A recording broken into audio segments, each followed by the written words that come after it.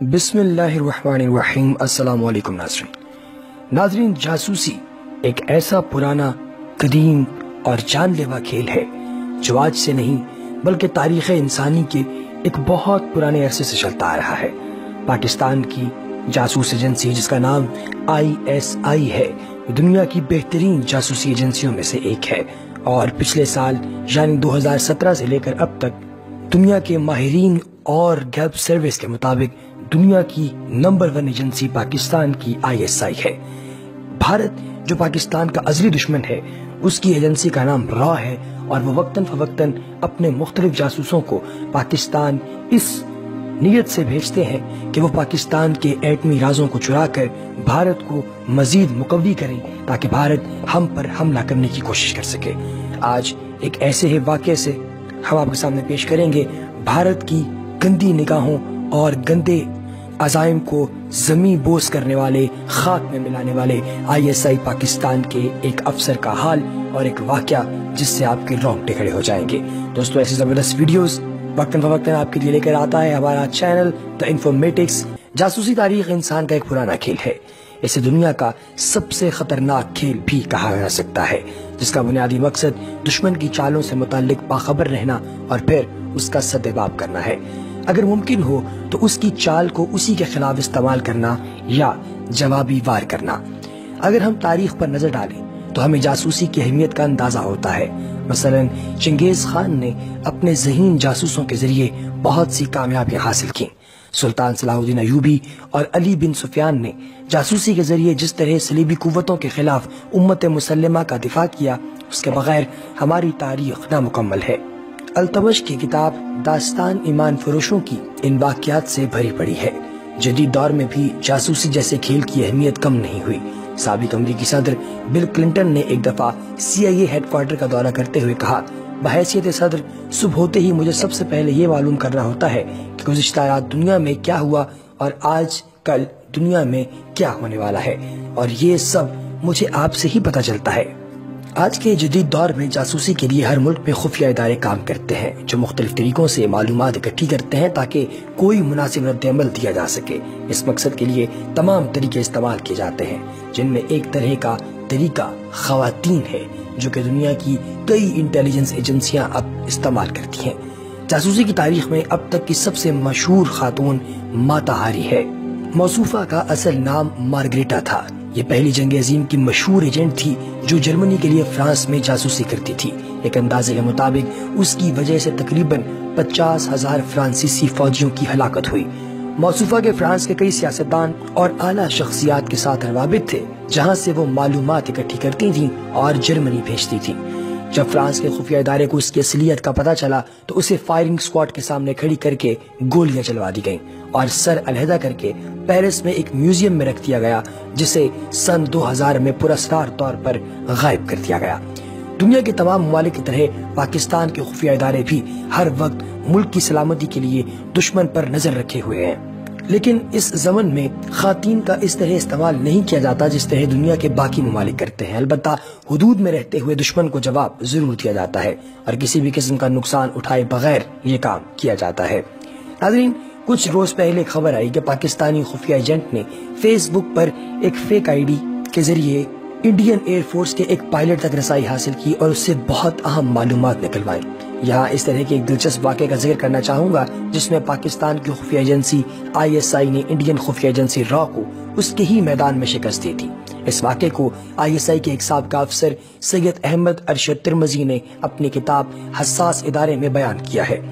Brigadier ترمذی لکھتے ہیں کہ ایک مرتبہ عام نگرانی کے دوران ان کو انڈین ایمبیسی اسکول کی ایک استانی مس وینا پر شک ہوا۔ ممکن تھا کہ وہ استانی کے روپ میں را کی کوئی ایجنٹ ہو، کیونکہ وہ تدریس کے علاوہ دیگر سرگرمیوں میں زیادہ وقت گزارتی تھی۔ اپنے شکوک کو دور کروانے کے لیے بریگیڈیئر ترمذی کی ٹیم نے ایک پاکستانی ہندو لڑکے کو اسکول میں داخل کروایا اور اس کی والدہ کو مس وینا کے ساتھ تعلقات بڑھانے اور دوستی کرنے کا ٹاسک دیا گیا۔ کچھ ہی دنوں میں دونوں خواتین کی بہت اچھی دوستی ہو گئی اور اس بات کی بھی تصدیق ہو گئی کہ موصوفہ کا تدریس سے کوئی تعلق نہیں بلکہ وہ ایک ایجنٹ تھیں۔ اس کے علاوہ مس وینا جو ہے، ان کا انڈین سفارت خانے کے ڈیفنس اتاشی اور را کے فرسٹ سیکرٹری کے ساتھ مسلسل رابطہ بھی تھا۔ اب ہم صرف اس بات کا انتظار کرنے لگے کہ کون سی پاکستانی مچھلی اس کے جال میں پھنستی ہے۔ ایک دن اسلام آباد کے ایک بڑے ہوٹل میں انڈین سفارت خانے کی طرف سے ایک کمرہ بک کروایا گیا۔ تھوڑی دیر بعد انڈین ڈیفنس اتاشی کی گاڑی میں مس وینا اور مسٹر کھنہ اس ہوٹل میں آئے۔ مسٹر کھنہ عراق کے لیے کام کرتے تھے۔ مس وینا کمرے میں چلی گئیں اور مسٹر کھنہ نیچے کسی کا انتظار کرنے لگے۔ جب ہم نے ایئرپورٹ فون کیا تو پتہ چلا کہ اس وقت کوئی فلائٹ آ رہی ہے اور نہ ہی انڈین سفارت خانے کی کوئی گاڑی وہاں موجود ہے۔ اس کا مطلب مہمان کوئی اندر کا ہی تھا۔ تھوڑی دیر میں مہمان پہنچا اور مسٹر کھنہ اس کو اوپر کمرے میں لے گئے۔ توقع کے عین مطابق تھوڑی بعد انٹرکام پر چائے کا آرڈر دیا گیا۔ ہمارا ویٹر چائے کی ٹرالی اوپر لے گیا جس میں آواز ریکارڈ کرنے کا ٹرانسمیٹر نصب تھا۔ ہم لوگ ان کی تمام گفتگو سننے لگے۔ آدھے گھنٹے بعد مسٹر کھنہ اور کچھ دیر بعد ہی وہ مہمان بھی ہوٹل سے باہر نکل آئے۔ ہم نے مہمان کا پیچھا کیا اور اسے اپنے ریسٹ ہاؤس لے آئے۔ وہ گھبرایا ہوا تھا۔ ہم نے اسے پوری گفتگو کی، ریکارڈنگ سنائی تو اس نے بتایا کہ اس کا نام پرویز ہے اور وہ پاکستان ایٹامک انرجی کمیشن میں ایک انجینئر ہے۔ کچھ عرصہ قبل سفر کے دوران مسٹر کھنہ سے دوستی ہوئی اور ملاقات کا سلسلہ شروع ہوا اور نوبت یہاں تک آ پہنچی۔ پہلے تو ہم نے سوچا کہ پرویز کو ہی ڈبل ایجنٹ کے طور پر استعمال کر کے را کو بیوقوف بنایا جائے، لیکن پھر اس کی نوکری کی حساس نوعیت کو دیکھتے ہوئے اس کا ارادہ ترک کر دیا اور اس واقعے کی رپورٹ اس کے محکمے کو بھجوانے دی گئی، جہاں اسے ملازمت سے نکال دیا گیا۔ لیکن دوسری جانب مس وینا اب تک کمرے میں موجود تھی اور اس نے ابھی تک سفارت خانے کو فون بھی نہیں کیا تھا۔ یہ ایسا موقع تھا جس سے فائدہ نہ اٹھانا ہماری خفیہ روایات کے خلاف تھا، لیکن اس میں رسک یہ تھا کہ اگر ہم اپنا کوئی آدمی بھیجتے تو وہ شور مچانا شروع کر دیتی، جس سے بڑا سفارتی مسئلہ کھڑا ہو جاتا۔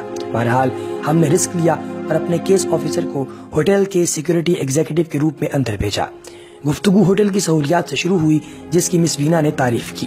اس کے بعد تھوڑی دیر انڈین کلچر اور انڈین فلموں پر بات شروع ہوئی، یہاں تک کہ مس وینا ہمارے کیس آفیسر کو تم کہہ کر مخاطب کرنے لگی۔ اس کے بعد جب ہمارے کیس آفیسر نے ساری بات کھول کر اور اس سے حقیقت سے آگاہ کر کے کی تو وہ رونے لگی۔ اس نے اپنی مکمل رودات بیان کی کہ کس طرح اس کو پاکستان میں نوکری کا جھانسا دے کر را میں بھرتی کیا گیا، جاسوسی کی تربیت دی گئی، اس کے سینئرز نے اس کے ساتھ کیسا سلوک کیا اور کس طرح یہاں کام کروایا گیا۔ لیکن اب وہ مجبور تھی، اگر وہ انکار کرتی تو کسی بھی موقع پر اس کے ماں باپ کو نقصان پہنچایا جا سکتا تھا۔ بہرحال ہم نے اس کو تسلی دی، اس کے والدین کی انڈیا میں ہی دیکھ بھال کا انتظام کیا۔ جب اس نے ہمارے حسن سلوک کا اپنے سینئرز کے سلوک سے موازنہ کیا تو دل و جان سے پاکستان کی ہو گئی۔ اس نے کافی عرصہ ہمارے لیے ڈبل ایجنٹ کے طور پہ کام کیا اور ہمیں بھارتی منصوبوں کی بروقت اطلاع ملتی رہی۔ کچھ سال بعد وہ بھارت واپس چلی گئی کیونکہ ہم اس کے لیے کوئی شوہر تلاش نہ کر سکے۔ وہ مسلمان ہو کر یہاں رہنے کے لیے تیار تھی۔ امید ہے اس کی باقی زندگی خوشگوار گزرے گی۔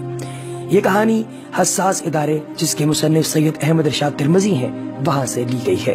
اس طرح کے بہت سے ایسے واقعات موجود ہیں جہاں ISI نے مخالفین کو انہی کے میدان میں شکست دی بغیر کسی بھی قسم کی اخلاقی حدود کو پار کیے۔ دنیا کی بڑی بڑی خفیہ ایجنسیاں اس کام کے لیے کسی بھی حد تک جانے کے لیے تیار رہتی ہیں، لیکن نمبر 1 ہمیشہ بہترین طریقے سے ان کے منصوبوں کو ناکام بناتی ہے، جس کی وجہ سے آج پاکستان کی حالت عراق، شام، لیبیا اور برما جیسی نہیں ہوئی۔ اللہ تعالی ہمارے گمنام مجاہدوں کی ہر جگہ مدد کرے اور ان کی حفاظت کرے جن کو اپنے نام کی بھی کوئی پرواہ نہیں اور ہر وقت ہمارے لیے جان دینے کو تیار رہتے ہیں۔